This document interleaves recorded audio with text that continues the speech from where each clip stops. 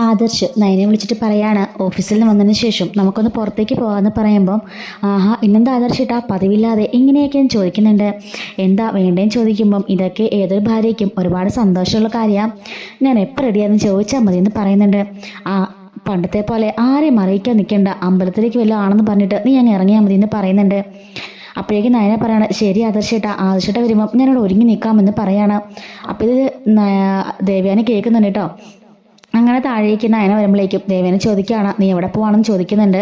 അത് ഞാൻ അമ്പലത്തിലേക്ക് വരെയെന്ന് പോവാണ്. ഒറ്റയ്ക്കാണോ പോകുന്നതെന്ന് ചോദിക്കുമ്പം അതെ ഞാനൊരു ഓട്ടോയ്ക്ക് പോയിക്കോളാം എന്ന് പറയുന്നുണ്ട് കേട്ടോ.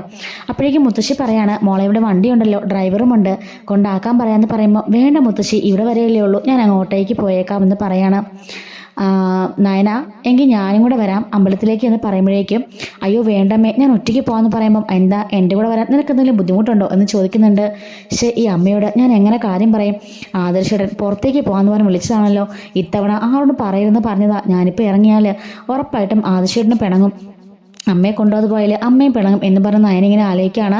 ഇതുവരെ അമ്മ എൻ്റെ കൂടെ അമ്പലത്തിലേക്ക് പോകാമെന്ന് പറഞ്ഞിട്ടില്ല, ആദ്യത്തെ സംഭവമാണ്, എന്താ ചെയ്യേണ്ടതെന്ന് പറഞ്ഞ് നയന ആലോചിക്കുന്നുണ്ട് കേട്ടോ.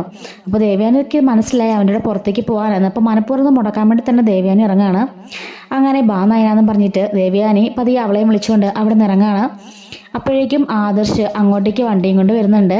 ഈ നയന ദേവയാനിയും കൂട്ടിക്കൊണ്ട് ഇറങ്ങുന്ന കാണുമ്പോഴേക്കും ആദർശ് ഇറങ്ങി വന്നിട്ട് എങ്ങോട്ട് പോവാന്ന് ചോദിക്കുകയാണ്. അല്ല ആദർശിട്ടാ ഞാൻ അമ്പലത്തിലേക്ക് എന്ന് പറയുമ്പോഴേക്കും എന്നാൽ ശരി രണ്ടുപേരോട് പോയിട്ട് വാന്നും പറഞ്ഞിട്ട് ആദർശ് പൊക്കോളം പറയാണ്.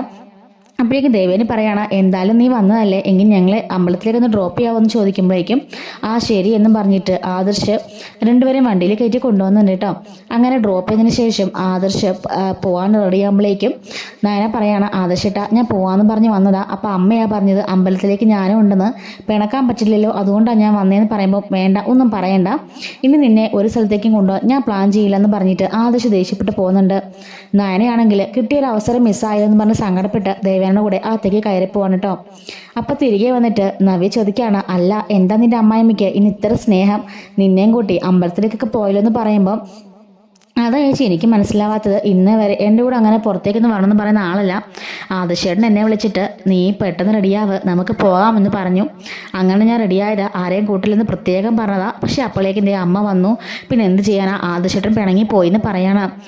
അപ്പം എനിക്കൊരു കാര്യം മനസ്സിലായി, നിൻ്റെ അമ്മായിമ്മ കേട്ടിട്ടുണ്ട് നീ ആദർശേട്ടനോട് ഒരുങ്ങി നിൽക്കാന്നൊക്കെ പറഞ്ഞ കാര്യം, മനഃപൂർവ്വം മുടക്കാൻ വേണ്ടി തന്നെ നിൻ്റെ അമ്മായിമ്മ ചെയ്തതാണെന്ന് പറയാൻ കേട്ടോ. അമ്മ എങ്ങനെ ചെയ്യുന്നു തോന്നില്ലെന്ന് പറയുമ്പം ഇതാ നിൻ്റെ കുഴപ്പം, ഓവർ നന്മമരം ചമഞ്ഞാലുണ്ടല്ലോ ആ നന്മമരം വെട്ടി എല്ലാവരും അടുപ്പത്താക്കേ ഉള്ളൂ, അതുകൊണ്ട് മര്യാദയ്ക്ക് നല്ല സ്ട്രോങ് ആയിട്ട് ജീവിക്കാൻ ശ്രമിക്കുക എന്നൊക്കെ നവ്യ പറഞ്ഞ് ഉപദേശിക്കുന്നുണ്ട്.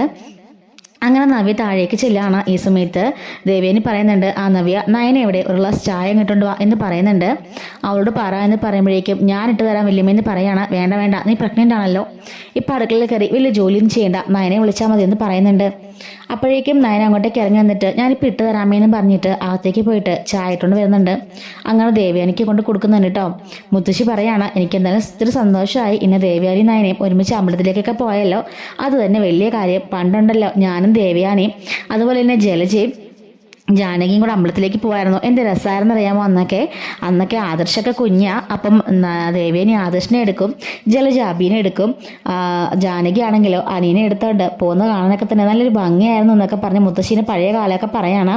ദേവേനി മനസ്സിൽ കരുതുന്നുണ്ട് അന്നത്തെ പോലെ സന്തോഷത്തോടെ ഞാൻ എൻ്റെ മരുമകളുടെ കൂടെ പോയതൊന്നും അല്ല, അവളുടെ ഇന്നത്തെ സന്തോഷം കെടുത്താൻ വേണ്ടി ഞാൻ പോയതാണെന്നൊക്കെ ഇങ്ങനെ മനസ്സിൽ പറയുന്നുണ്ട്. അങ്ങനെ നയനയും ഒന്നും മിണ്ടാതെ നിൽക്കുകയാണ് കേട്ടോ. അപ്പോൾ ഈ സമയത്ത് ഇങ്ങനെ ദേവേനെ ആലോചിക്കുന്നതൊക്കെ നവ്യ കാണുന്നുണ്ട്. അപ്പോൾ നവ്യയ്ക്ക് കാര്യം മനസ്സിലാകുന്നുണ്ട്.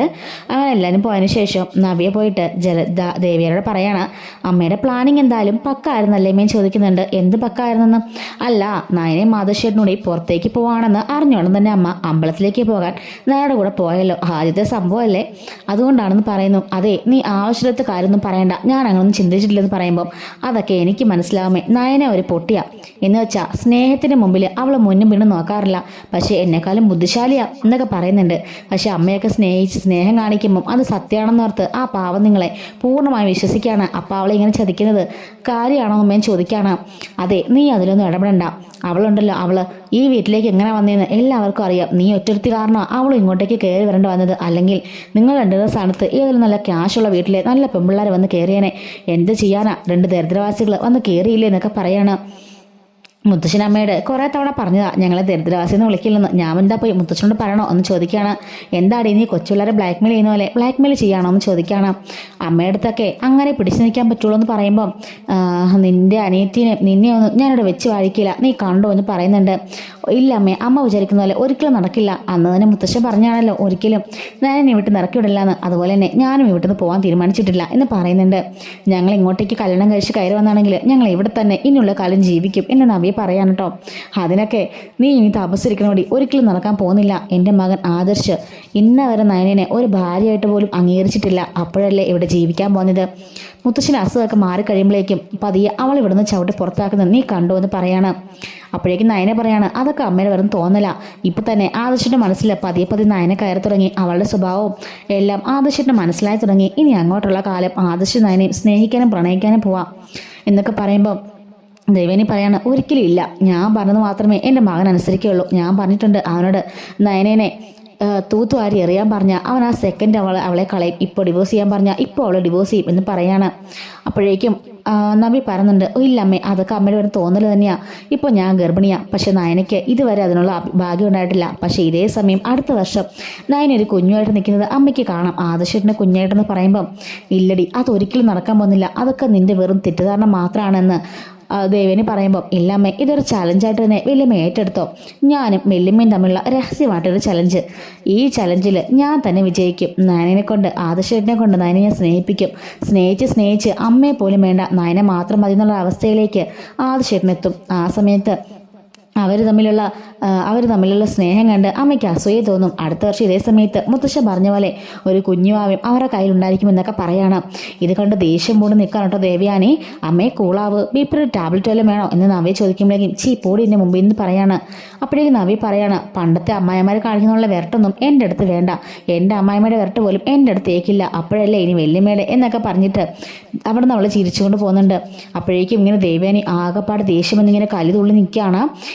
ഇവളുടെ അനിയത്തിനെയും എത്രയും പെട്ടെന്ന് അടച്ചു ചേർക്കേ പറ്റുള്ളൂ, അല്ലെങ്കിൽ എൻ്റെ വീട്ടിലുള്ള സ്ഥാനം എല്ലാം നശിച്ചു പോകും.